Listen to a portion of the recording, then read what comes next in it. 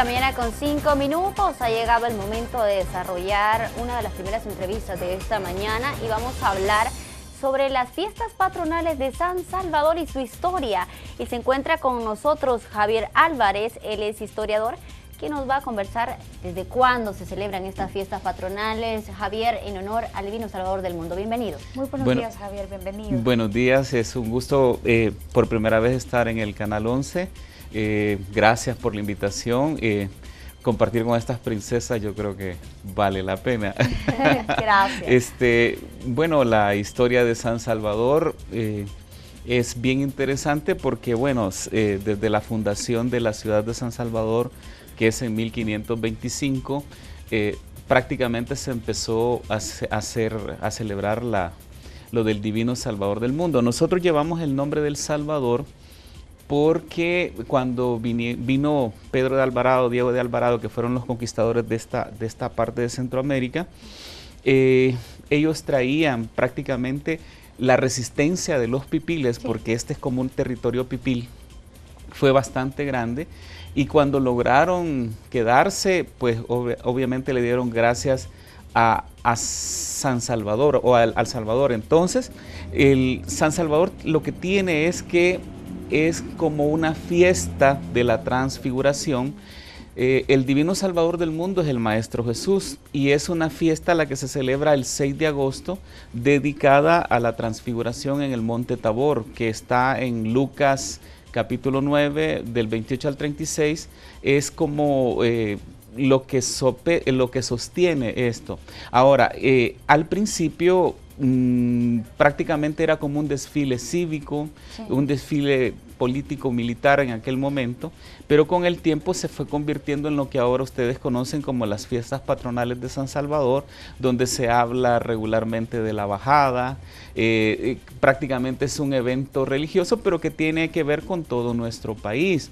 Entonces, la imagen que actualmente utilizamos, y lo pueden ustedes ver en las pantallas, que es lo que se celebra el 5 de agosto, se le llama el colocho. Bueno, yo sé que yo me acuerdo, siempre le he dicho el colocho, y fue una imagen esculpida por don Silvestre García en el año 1777.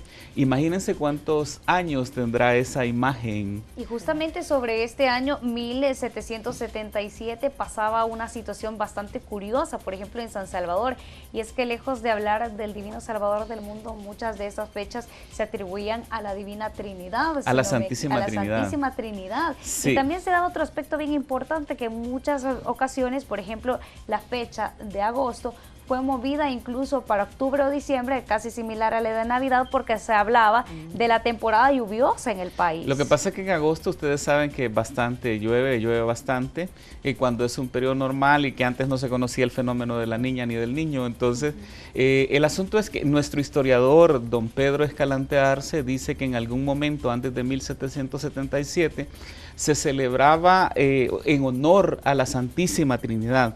La Santísima Trinidad es Padre, Hijo y Espíritu Santo. Sí. Y en algún momento, específicamente en un año, en el año 1861, la fiesta del Salvador del Mundo se pasó a diciembre, haciéndola coincidir. Pero solamente creo que fue ese año, y que después volvió a lo normal, pues a la celebración de lo que nosotros le llamamos las fiestas patronales. Obviamente, por Asamblea Legislativa, los días de San Salvador está de vacaciones del 1 al 6. Sí. Comenzamos ahora con la celebración del desfile de correo. El día 3 de agosto es el desfile del comercio.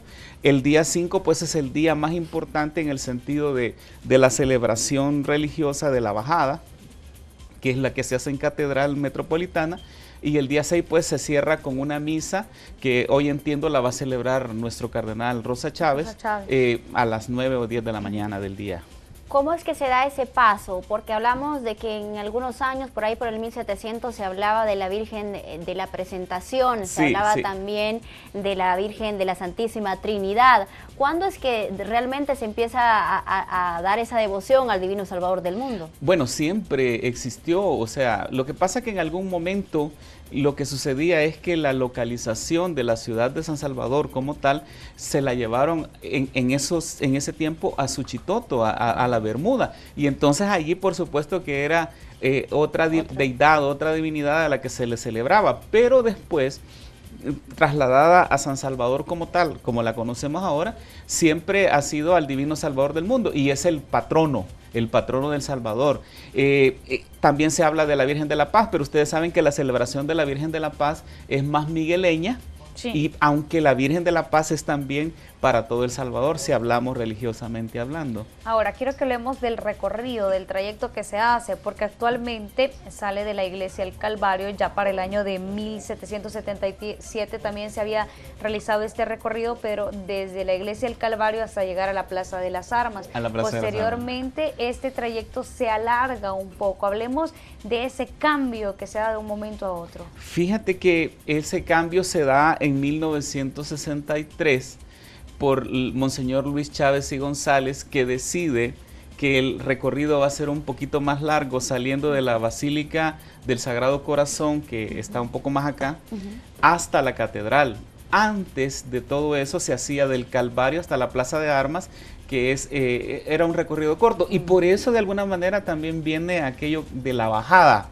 O sea, porque la iglesia del Calvario está más alto, según dice uno de nuestros historiadores, el señor Ramón Rivas, baja del Calvario hasta la Plaza de Armas, pero actualmente el recorrido desde 1963 se mantiene desde la Basílica del Sagrado Corazón hasta la catedral. De alguna manera los calvareños, vamos a decirlo así, se molestaron mucho con Monseñor Luis Chávez y González porque hizo ese cambio.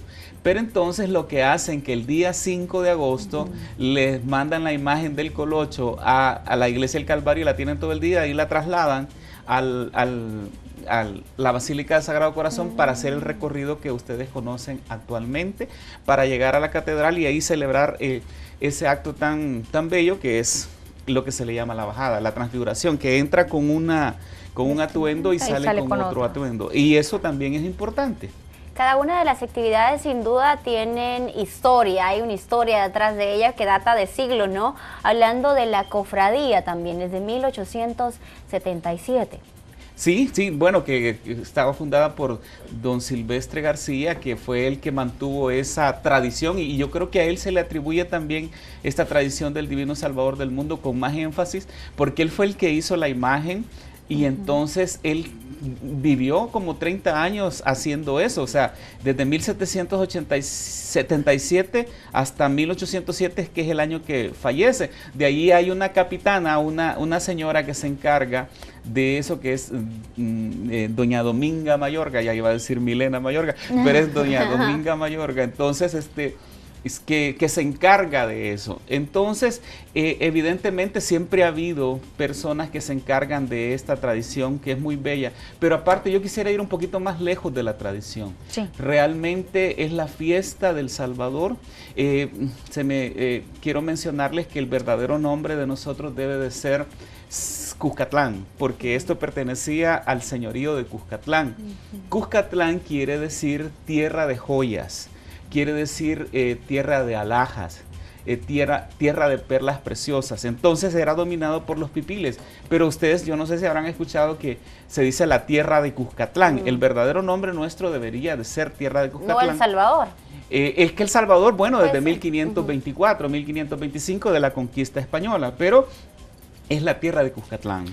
De hecho, pues nosotros estamos en Antiguo Cuscatlán, claro, que fue uno de los lugares más importantes de eso. Ahora, en estas festividades es importante recordar el uso de la palabra transfiguración. Sabemos que esto también es algo que lleva mucho tiempo, es algo que también tiene mucha historia. Tiene mucha historia y quizás es lo más importante porque nosotros somos salvadoreños y salvadoreñas y llevamos dentro de todo eso esa palabra que debe ser como una iniciación. Transfiguración debe ser como cambiarse, como tener la mejor forma de pensar, el mejor sentimiento. El relato de la transfiguración, ¿por qué se le da el nombre de El Salvador, Divino Salvador del mundo?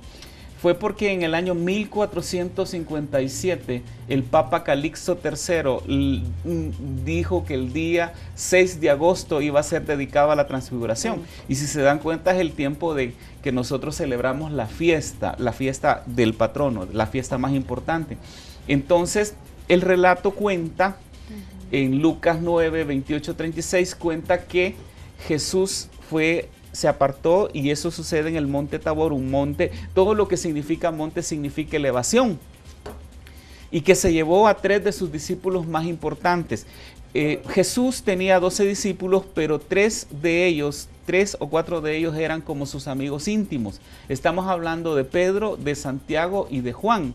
Entonces se lo llevó, y entonces en el relato cuenta que en algún momento ellos lo vieron platicando con 2 importantes personajes de la historia bíblica. ¿Cuáles son esos personajes? Moisés y Elías. Entonces, Moisés es el de los 10 mandamientos y Elías es uno de los profetas más grandes del Antiguo Testamento.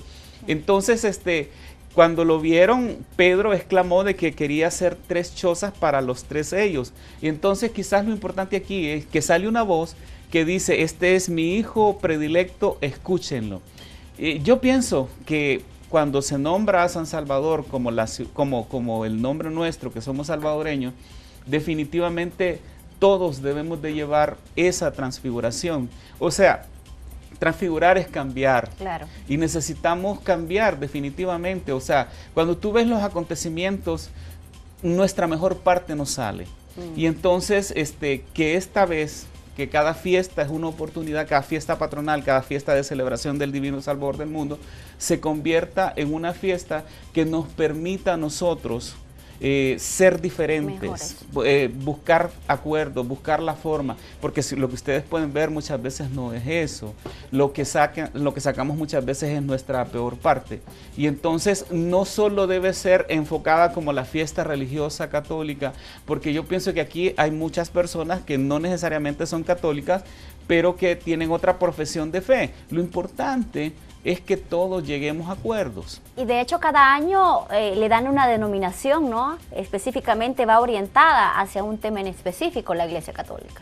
Exactamente, o sea, esa es una decisión del Papa y cada año se lo dedican a algo. Yo creo que lo más importante es que busquemos la forma de transfigurarnos en amor, en voluntad, en sabiduría, en la forma de entendernos cada vez mejor, que darnos cuenta de que si no tenemos la razón, reconocer que nos equivocamos. Yo pienso que la fiesta patronal es para que nos dé ánimos, es decir, no solo es una fiesta más. Está bien lo de la feria, lo de Consuma, perdón si lo dije, no tendría que mencionarlo, pero somos patrocinadores. Bueno, no, es más, sí, me asusté porque después me lo van a cobrar a mí. No, es más, era lo que le iba a preguntar, así que están cambiando un poco nuestras tradiciones, tomando en cuenta que ahora muchos salvadoreños relacionan el tema de las fiestas agostinas a las playas, a las ferias, a los elotes locos, y hemos dejado quizás se pierde el objetivo principal. Sí. ¿Cree que de verdad ha existido esta modificación o solo es parte de mi imaginación? No, tienes toda la razón, Graciela, ¿verdad? O sea, tienes toda la razón, porque es como, o sea, ¿qué es una fiesta? ¿A qué se va una fiesta? Una fiesta es para alegrarnos y necesitamos esas cosas. Entonces la tradición de la feria, que actualmente se pone por este lado del Boulevard de los Próceres, Consuma, son fiestas para alegrarnos el alma. O sea, son fiestas de descanso también. Entonces, lo que necesitamos también es ciertos incentivos, o sea, para que esto vaya cambiando. Obviamente, yo lo que pienso es que no se debe perder el objetivo principal detrás de todo esto, que es la transfiguración, que es el cambiar, que no es una fiesta más, que si no hay cosas que tenemos que cambiar definitivamente. 8 de la mañana con 19 minutos, estamos conversando con Javier Álvarez, historiador, precisamente sobre la historia de las fiestas agostinas en honor al Divino Salvador del mundo. Vamos a hacer una breve pausa comercial, ya regresamos con más de nuestra entrevista de esta mañana. No nos cambie.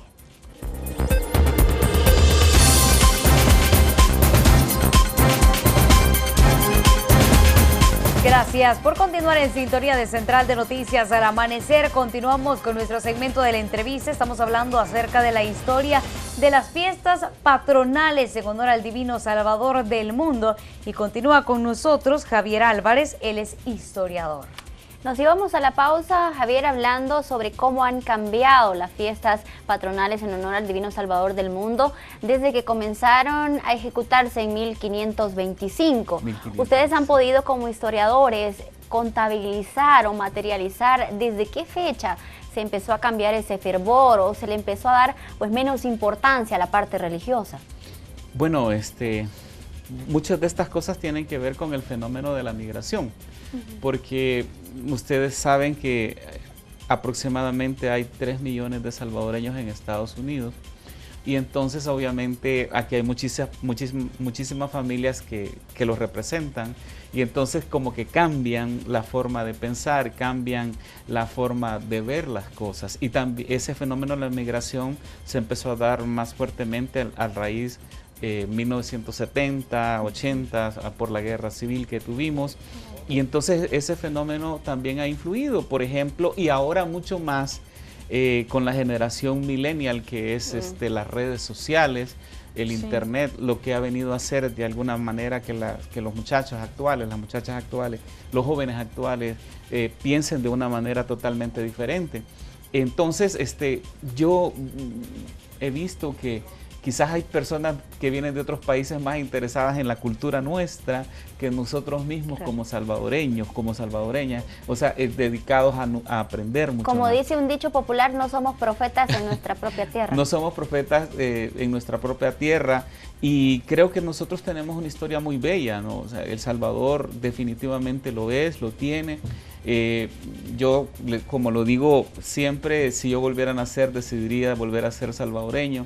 A mí me encanta nuestro país, con todos los problemas que pueda tener, pero yo pienso que uno siempre debe ver la parte positiva en todo esto. Entonces, esas cosas, y gracias a la oportunidad que también ustedes proporcionan de poder hablar un poco de la historia de nuestro país, aunque yo no soy propiamente dicho un historiador, sino yo soy conferencista, pero me gusta la historia y la trato de comprender de la mejor manera, como para explicárselas a las nuevas generaciones también que nos están viendo esta mañana. A mí me agradaría también conversar acerca del monumento que se levanta también en honor al Divino Salvador del Mundo.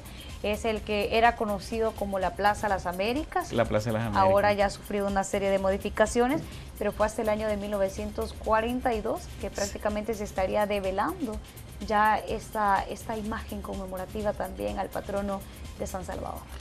Esto pertenecía a una familia que estaba, creo, en el cementerio de los Ilustres, la imagen del Salvador del Mundo, de la Plaza de las Américas. Y de verdad que es una imagen tan preciosa, tan bella, que esta familia la donó para que se pusiera en la Plaza de las Américas, y ustedes pueden observar el planeta Tierra, el mundo, y arriba el Maestro Jesús, que yo creo que es la imagen más representativa del Salvador, del salvadoreño. Es decir, la forma en que nosotros podríamos reconocer al Divino Salvador del Mundo es con esa imagen que nos representa. En 1986 cayó a raíz de los terremotos. A raíz del terremoto del año 86. Una serie de modificaciones, de remodelaciones. Ustedes saben eso. Bueno, ustedes son muy jóvenes, pero sí ha habido muchas remodelaciones del parque de El Salvador del Mundo. Y entonces, pero lo importante es que ahí está y se mantiene y la han cuidado. Y ahí han habido grandes eventos, por ejemplo, el año pasado, lo del Beato Monseñor Romero. Me imagino que hay una escultura antes de Monseñor Romero. Existe, ahí está un poquito más abajo un busto de Monseñor Romero. Y quizás ahí se va a celebrar lo de la santidad de Monseñor Romero, me imagino, en esa plaza. Y es que definitivamente tenemos una gran gama de espacios culturales que a veces las personas por desconocimientos no saben que existen. Hablando precisamente, ya mencionaba usted el cementerio Los Ilustres, guarda una historia increíble sobre las personas que pues descansan en esa área. Sí, sí. Bueno, ahí están grandes poetas, grandes políticos, personas prominentes de nuestro país, que tiene mucho que ofrecer, y obviamente pues en estas fiestas habría que aprovechar del 1 al 6 de agosto, habría que aprovechar todo lo que ofrecen, pero yo insisto, no deben de perder el objetivo principal, que esto sea una renovación, una transformación nuestra, hablando de la transfiguración, que es muy importante, que la llevamos dentro de nosotros y dentro de nuestras raíces como salvadoreños. Ahora, también haciendo un análisis, ya hemos pasado desde 1525 esta celebración, esta conmemoración al Divino Salvador del Mundo. Tomando en cuenta este panorama y los años que ya hemos pasado, ¿qué se vislumbra? Como salvadoreños podríamos estar dejando atrás nuestras tradiciones para concentrarnos más, tal vez en actividades que muchos religiosos llamarían banales. Bien interesante tu pregunta, Graciela, porque definitivamente me preguntabas cuando estábamos en el espacio, ¿qué pasaría dentro de 10 años? Y que me decías, tú te vas a convertir en profeta y vas a decir algo ahí. Y entonces, definitivamente, yo pienso que eso no se debe morir, que también debe ser enseñado a los nuevos estudiantes, o sea, incluirlo como una materia, estudiar dentro de nosotros lo que realmente nosotros somos, nuestra cultura, pipiles, de decir, nuestras raíces, por qué nos llamamos Cuscatlán, por qué se celebra algo, y no simplemente celebrarlo por celebrarlo, sino que detrás, tú que eres periodista, Raquel, sabes que detrás de todo eso debe haber una investigación para saber que es una investigación que sustenta todo lo que está detrás. Yo pienso que dependerá de nosotros, es decir, dependerá de los salvadoreños, si nosotros queremos que nuestra historia sea rescatada y que no solo sea un museo, ¿no? O sea, sino que sea una ruina o un asentamiento indígena, sino que nuestra historia se rescate, se sepa, se conozca y que cada quien decida qué es lo que quiere creer, ¿verdad? Pero lo importante es que nosotros aquellas personas que nos interesa la historia o que nos interesa nuestro país, pero más bien el interés de nuestro país, que lo resaltemos y lo saquemos adelante. Y donde quiera que vayamos, hablemos de nuestro país con mucho orgullo y con mucha honra. Definitivamente eso es lo que necesitamos. Y eso sin duda pasa por un trabajo que inicia desde la familia, la escuela y el Estado en general. En ese sentido, ¿usted cree que se ha perdido la motivación o el inculcar una educación en historia a los niños, a las nuevas generaciones que van creciendo? Más bien la educación, fíjense que un país, cosas importantes es la cultura, claro, es la educación, o sea, como para que vaya creciendo. Yo me he fijado que muchas veces, tal vez los padres de familia y tal vez los maestros, muchas veces no inculcan estas cosas que son importantes. Sí conozco maestros que lo hacen y hay que felicitarlos porque hablan de todas estas cosas. Pero el papel, o sea, imagínate, a veces los padres ganando un salario, un salario mínimo, ¿qué tiempo van a tener? Y trabajando muchas horas, ¿qué tiempo van a tener para enseñar todas estas cosas? Y aparte de eso, lo que tú puedes ver ahora es el internet, o sea, y muchas veces lo que está en internet son otras cosas que son de interés de los muchachos. Entonces, estas cosas son cuestiones de disciplina, de perseverancia, de constancia, de que cada quien decida, o sea, porque ahora pues hay una gran libertad y esta cultura, esta generación es más visual, claro, o sea, es más de ver las cosas. Ahí tenemos parte del panorama de lo que podría ocurrir y ya hemos hecho un análisis de la historia y por supuesto le agradecemos a usted su presencia aquí al set de Central de Noticias. Les agradezco mucho, es un honor haber compartido con ustedes y gracias a Canal 11. Felices fiestas para los salvadoreños y salvadoreñas y que el amado Maestro Jesús transfigure nuestros corazones en voluntad, en sabiduría, en amor y sobre todo en entendimiento y que cada vez veamos cosas mejores y diferentes, depende de nosotros. Muchas gracias, Javier. Bueno. Gracias, Javier. Bueno, ahí están ya las recomendaciones que hace nuestro invitado de esta mañana. Nosotros vamos a continuar hablando sobre los temas relacionados a las fiestas en honor al Divino Salvador del mundo, pero esta vez precisamente a los dispositivos de seguridad que se han instalado para garantizar que todo se dé con completa normalidad.